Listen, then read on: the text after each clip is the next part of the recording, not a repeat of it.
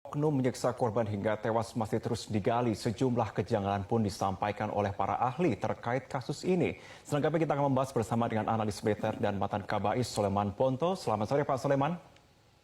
Selamat sore.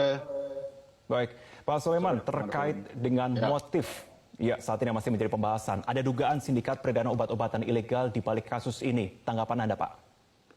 Ya, saya sependapat dengan itu. Jadi memang saya punya informasi juga bahwa di balik ini ada sindikat penjualan obat-obat terlarang yang beredar.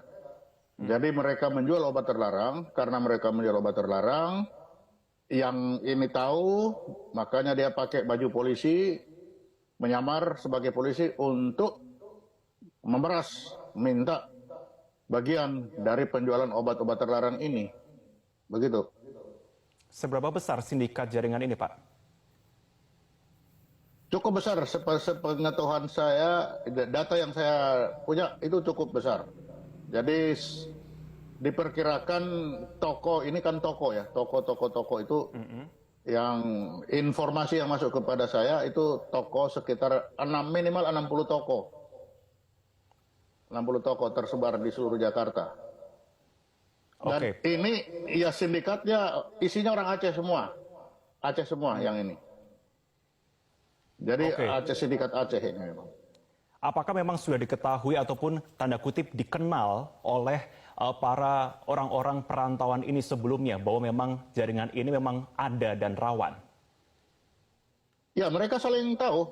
Jadi yang bosnya tahu, yang datang itu kalau sudah kesulitan ekonomi dibantu, lalu mau tidak mau terjerat di dalam sistem itu.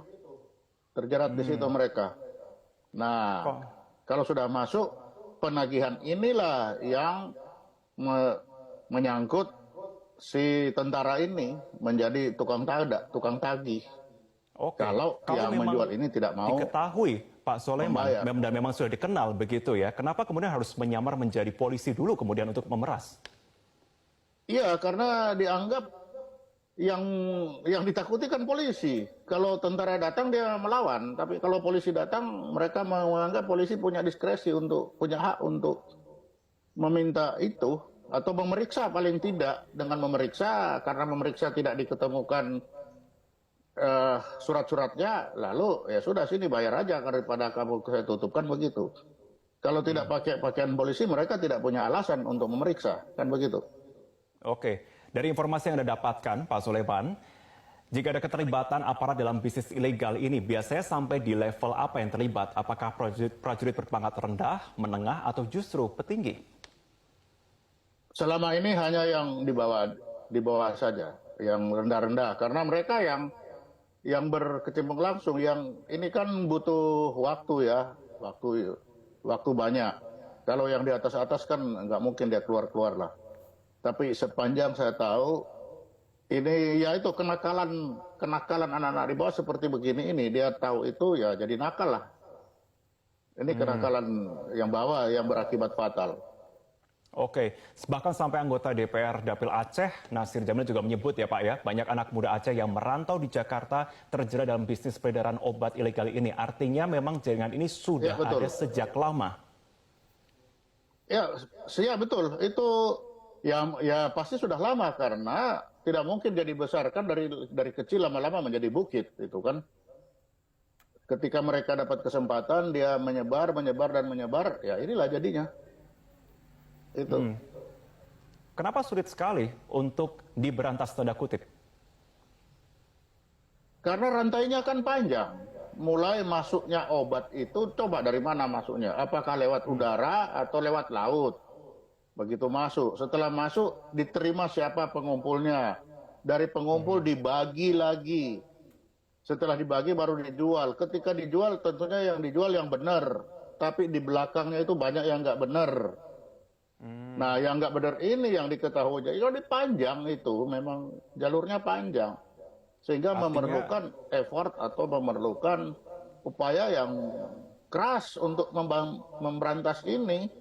Oke, artinya jangankan diberantas ya, untuk mengungkap saja sulit saat ini. Apa yang masih menjadi kendala Pak Soleman?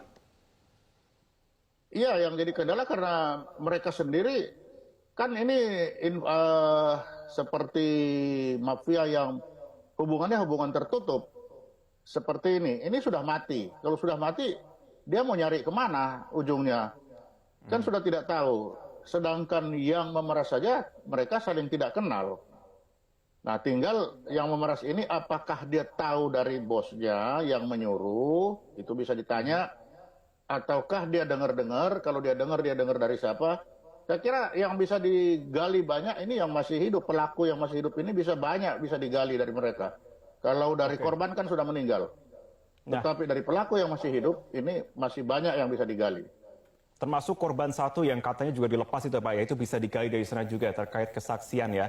Oke, tapi saya akan berbicara juga mengenai kejanggalan Pak Soleman yang disampaikan oleh ahli dan juga cukup banyak menuai banyak saya respon, yakni pelaku dengan berani merekam aksi ini. Nah, apakah aksi ini karena pelaku merasa bahwa ada pihak yang membackingi aksinya ini, pihak yang besar? Ada, itu karena kebodohan aja. Kan itu dia merekam untuk menekan orang tuanya supaya segera memberikan uang. Jadi motifnya betul-betul dia ingin mendapatkan uang. Makanya direkam. Tapi dia tidak sangka akibat rekaman ini bisa menjadi jalan keluar. Ini kan pangkatnya pangkat rendah yang tidak sampai ke sana pikirannya. Dipikir dengan rekaman ini cukup untuk menekan orang tua korban. Begitu. Oke, kalau menurut Anda, pemberantasan sejauh ini sudah cukup atau belum? Kalau saya ambil timeline-nya Pak Soleman, selama bulan Agustus ini saja, sudah ada beberapa kali pengungkapan kasus ini, serupa juga.